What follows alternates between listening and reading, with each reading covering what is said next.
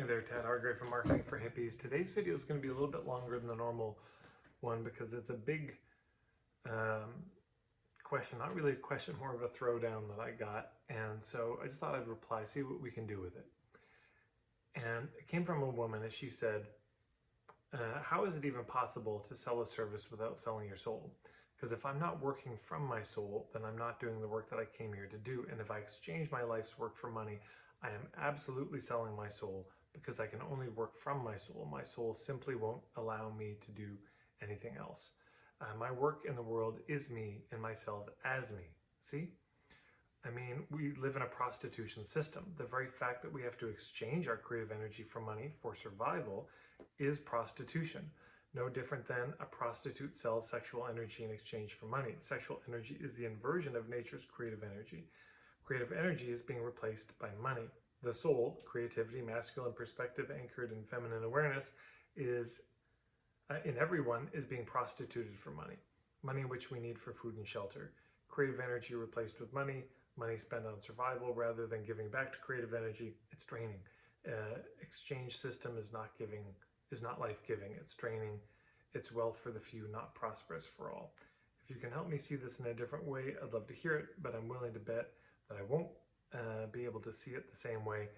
And you might think you are not even giving a different perspective a chance, but guaranteed I have already given a chance. I would be surprised if you can tell me a perspective I've yet to look at. So there's no question in there, except the beginning. How is it possible to sell a service without selling a soul? But you know, you're hearing a testimony of a lot of heartbreak in this, of course, a lot of critique of the system as it is, and a kind of resignedness that there isn't a way to go about this, to sell, and market our work in a way that doesn't ultimately bring us back to the reality of this prostitution system. So, no intention here to try to change that perspective. I could double down on it, and I could take it further. I think there is something very clear being seen. This system, why stop with prostitution? It's also a predatory system. It's also a parasitical system.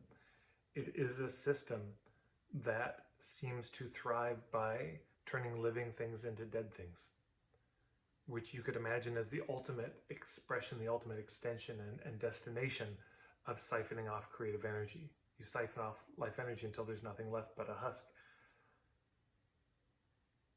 Capitalism, civilization, seems to function by turning living things into dead things. Mountaintops are turned into pop cans, trees are turned into paper, people are turned into numbers. In the Matrix, there's that scene where it's like, you're being turned into this, and he holds up a battery. That instead of feeding life, we're being turned into fuel for the machine. And I think that's a very fair assessment.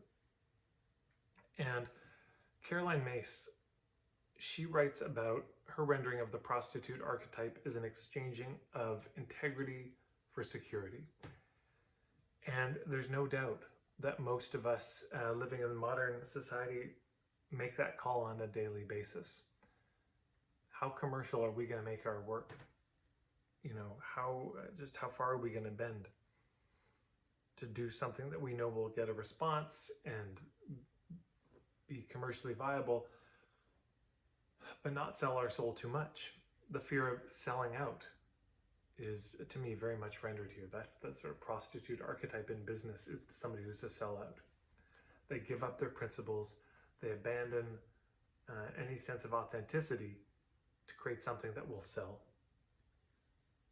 And yet, we'll get to all this later, because there's, of course, a lot to say there.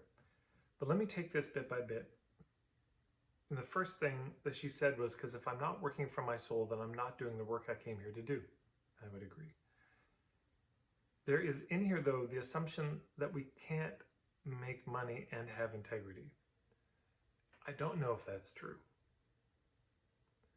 Does the appearance of money inherently compromise integrity? If you receive money for what you do, is the thing that you're offering tarnished in some way? Is it sullied by the appearance of money? If instead of money you were given an IOU, would that be different? If instead of money it was some chickens, would that be different? If instead of money it was you traded 1 hour for 1 hour, does that diminish it?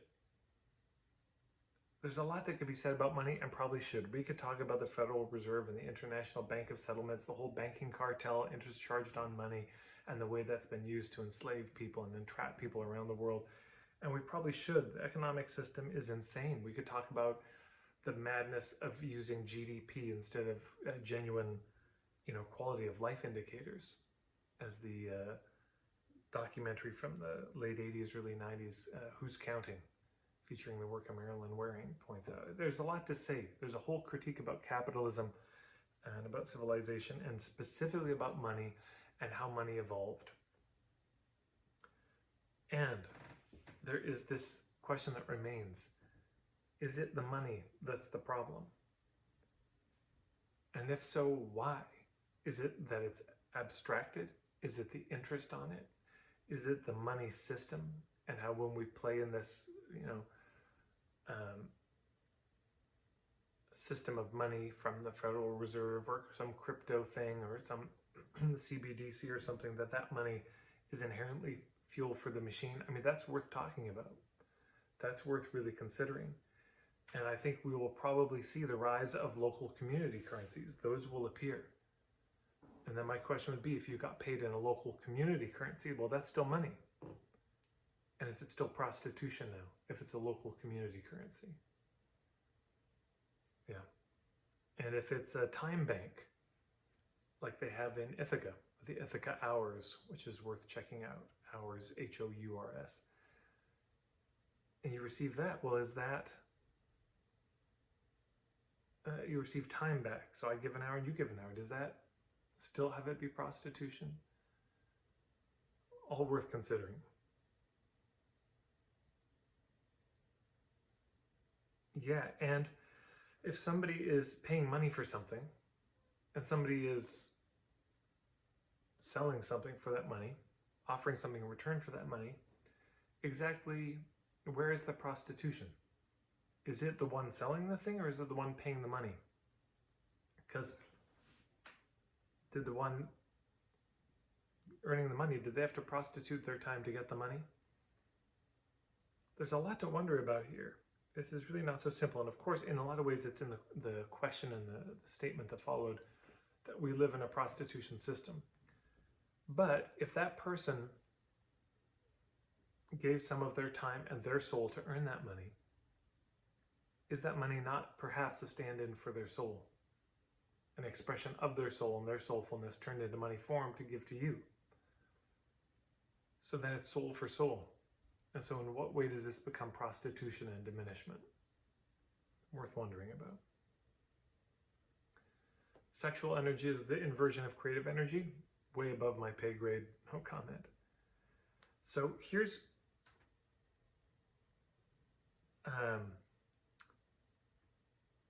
one of the things worth considering too. Because I don't know this woman, so I can't, delve deep into her thoughts, but let me just say something that I hear a lot. The sense that money is bad. Now, of course, in the Bible, it didn't say money is the root of all evil. It said very clearly the love of money is the root of all evil. So that's a distinction worth making there. But there is a sense that money is filthy, that you can't be soulful and engage in money, that somehow the presence of money corrodes soulfulness. 2 books I would recommend on this: The Soul of Money by Lynn Twist and Money and the Soul's Desires by Stephen Jenkinson. 2 things we could say about money and its function. One is money seems to magnify. The appearance of money in a project will magnify whatever is there in the project. If there's a clear vision and mission in the project, the money will magnify that. If, however, there are divisions, differences in values amongst the people working on the project, the appearance of $100,000 in the project will absolutely split that project right down the middle, or into all the constituent parts. It's like a weight that gets added and the stress fractures appear. So money magnifies what's already there. It really doesn't make it appear, in my experience. It was already there. But second, and Stephen Jenkinson speaks about this beautifully, money has a prismatic effect.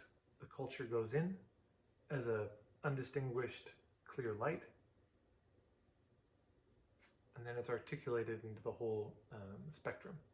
So you can see the constituent parts of the culture, of the society, through money. Money seems to have that effect that by paying attention to money and how money works, we can learn a lot about the culture, which it sounds like this woman has done in, landing on this place that there's some sort of prostitutory dynamic going on in the wider society, seen through money. So money has that prismatic function. But what starts to happen too is there can be a demonizing of the material world. And this shows up a bit. And again, I don't know this woman, so I may be putting too much in here. And if I am, I imagine she'll correct me when I point her to this video.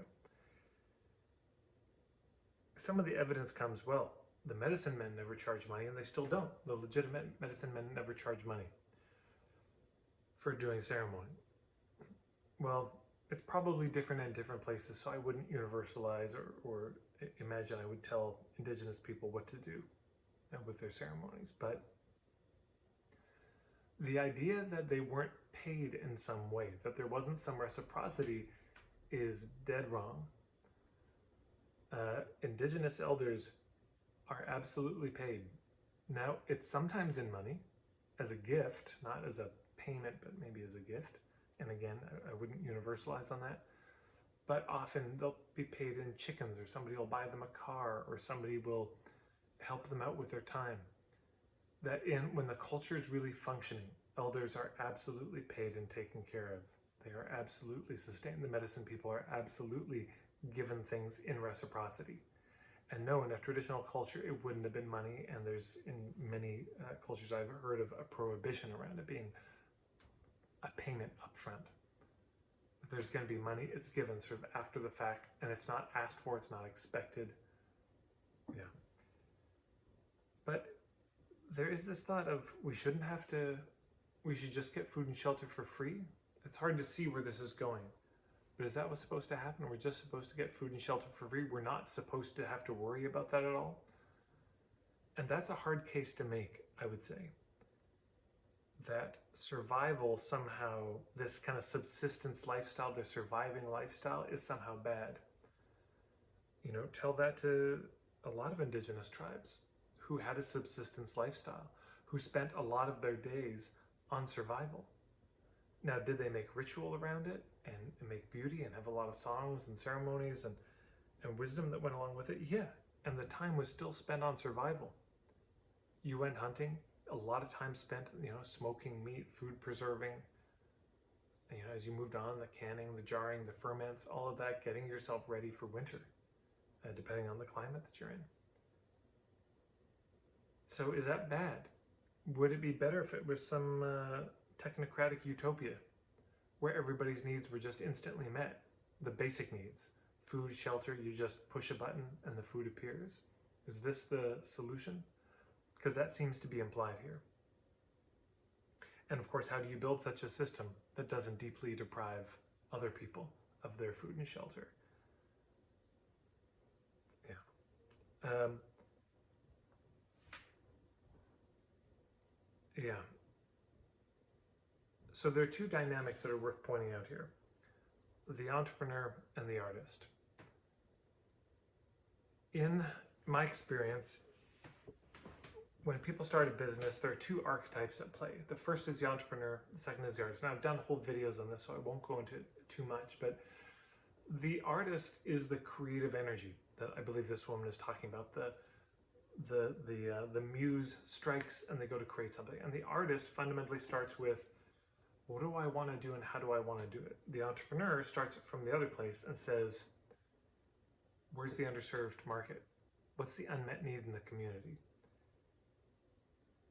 And later they think about, okay, what would I do? How would I do that? How would I meet that need? They start from different places, but you can't have a business, I would submit, without the marriage of both.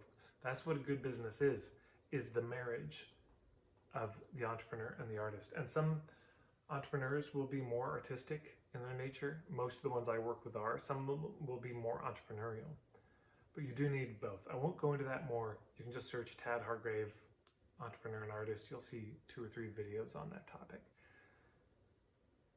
But that function of the entrepreneur is beautiful. It's a willingness to notice what's needed in the community and to solve problems. It's a beautiful human capacity. It's not fundamentally just tied to capitalism. And yes, taken to an extreme and done in a toxic way, it can become that. Just as the artist taken to a certain extreme can become a toxic kind of self-indulgence and self-expression with absolutely no regard for the needs in the community at all. But I'm just expressing myself, and I do me and you do you.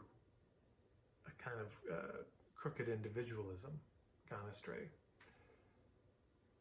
Another video I've done you might check out is the old stone archway of marketing, or the market.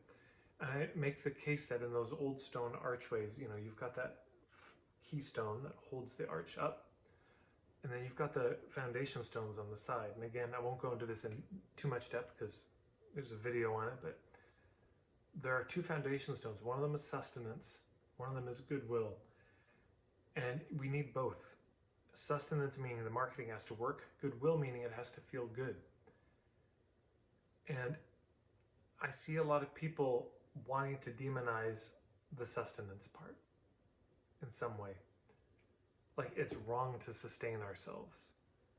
It's wrong to be charging money, or that we shouldn't have to, because again, we should just be provided the food and shelter. And really, show me a traditional culture where that stuff came free. I don't think you'd be able to find it. Mark Silver, one of my colleagues, speaks about the importance of being needy. Translation, we are needy as humans. We have needs. And there's a real arrogance in trying to get over that and trying to pretend that we're the ones that don't have needs. So what is a business interaction? I mean, you could look at it as prostitution, but another way to look at it is there are 2 people with needs meeting each other.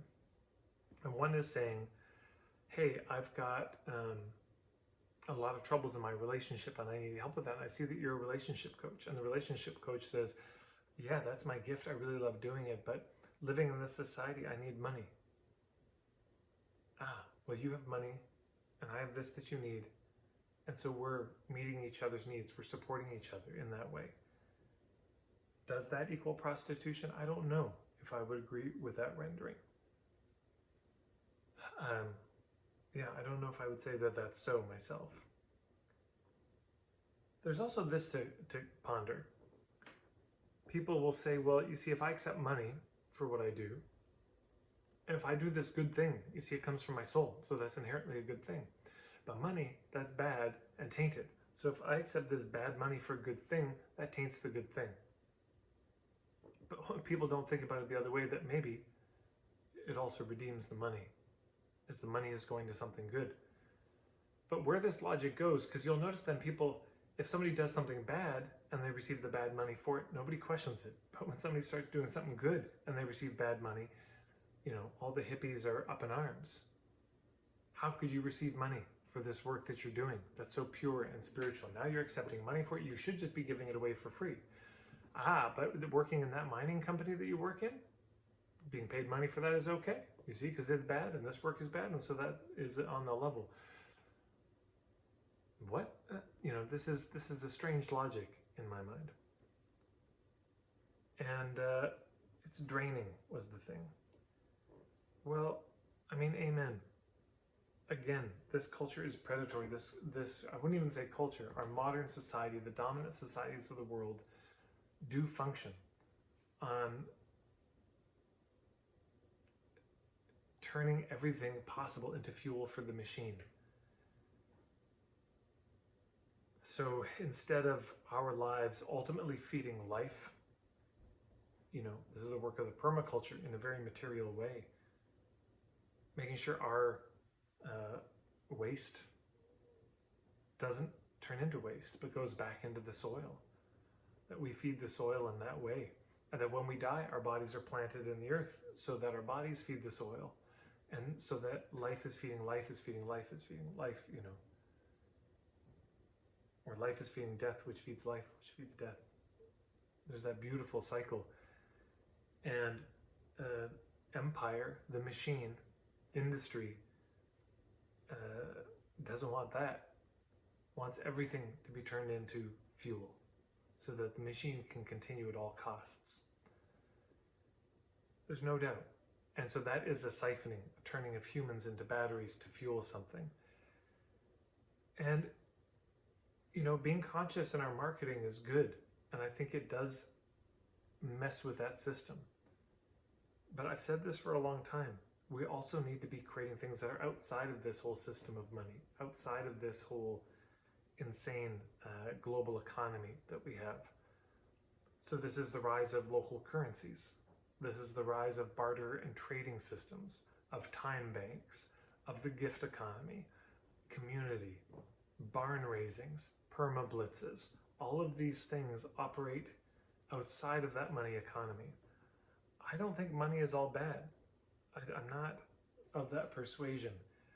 And I wouldn't mind seeing a world without it, or seeing people organized without it. Very difficult, very tricky, but I'm not convinced that it's inherently prostitution to engage in it. I don't think that we have to always trade our integrity to be involved in it. Yeah. The three things I would say here. One is, again, build local community. Build these real cultures outside of the machine. As Wendell Berry said, it's not too hard to imagine a time in the future where people will have to choose between living as a machine or living as a creature. So let's make the decision to live as a creature and build communities that have us live as creatures and not machines. Number two, make sure that in our marketing and in our selling, the focus is not on trying to get the sale, because that becomes coercion, that becomes such a disrespect of other people's autonomy and sovereignty, and a kind of parasitical, predatory, pushy, manipulative, all those things we don't want our marketing called, and all the things we don't want to see in the world. So we don't focus on getting the sale. We focus on going for the truth of, is this a fit or not? And if it is a fit, wonderful. And if it isn't, no deal. And in doing so, number three, we start to rebuild the fabric of goodwill between people, which has been so eroded in large part, I'm aware, by marketing. Modern marketing has us just so untrusting of each other. We're so suspicious of each other, and we're particularly suspicious of anyone who's selling anything properly so. As the Roman said, caveat emptor, let the buyer beware. So there you go. Maybe this is sort of an opening response, and maybe this woman will be, kind enough to respond and push back or give some amens. But I just thought it was such a rich question, and I'd love to hear your thoughts on this.